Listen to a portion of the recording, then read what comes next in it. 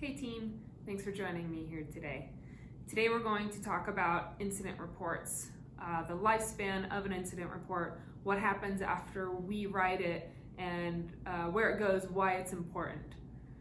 So I've outlined the lifespan of an incident report.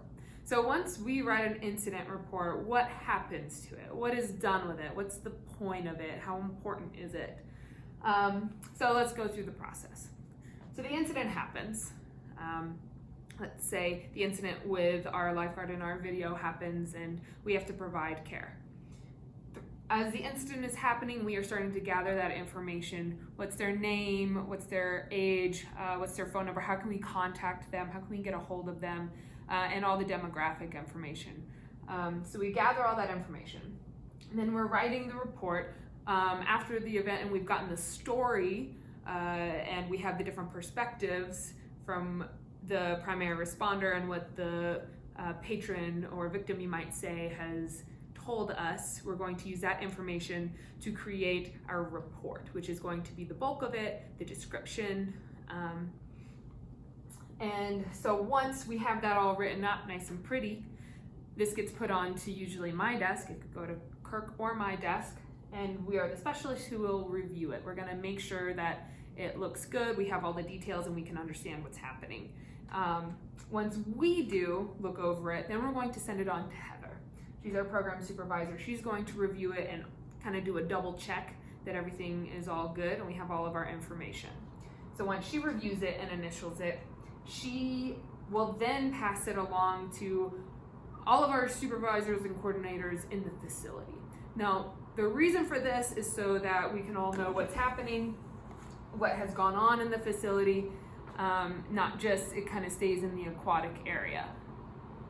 So we're sharing it with operations coordinator, our guest services coordinator, and facility manager.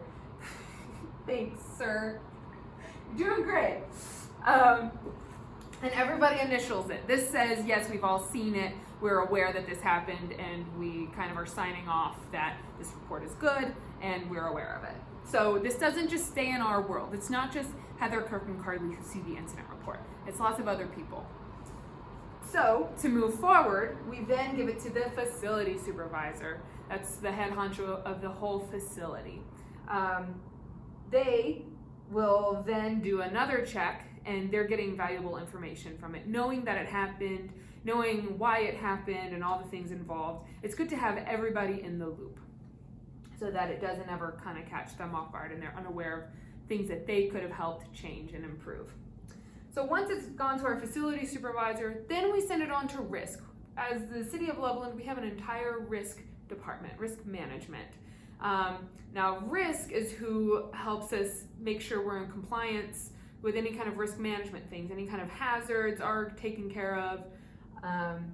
So then they get it, and the risk management and safety officer review it. Now they're going to go over it, they're going to kind of try to understand what happened, and that's how they can make their follow-up actions. Say there's a broken tile on our floor, which we recently did have. Let's say somebody cuts themselves on it. They need to know exactly what happened. Oh, we had a broken tile. That's really important information that we have, because then they can make sure that the tile gets fixed. Or let's say we don't have the right rules on the slide and somebody gets injured because we're not enforcing rules or something like that. We can take steps to change the rules, educate our staff, do what we can on our side to make sure something like this doesn't happen again. So this gets put on file for potential insurance claims.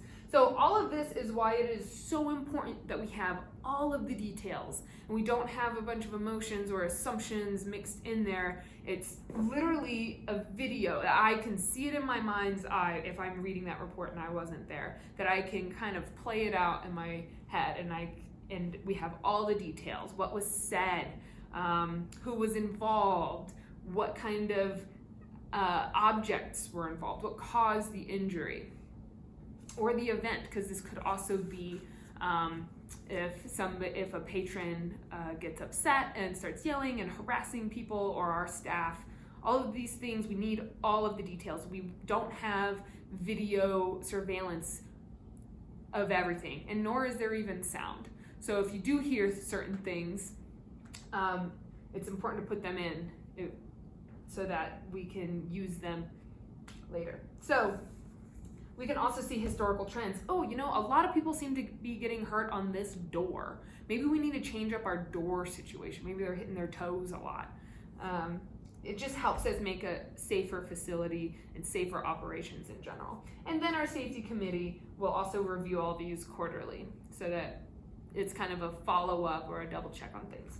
So potential insurance claims, let's say that person who cuts themselves on the tile comes back and they want us to pay the doctor bill. So we can look back at this incident report and say, oh, you know what? We tried to do all these things to keep this from happening. However, it did happen. It is our fault. Okay, we will pay.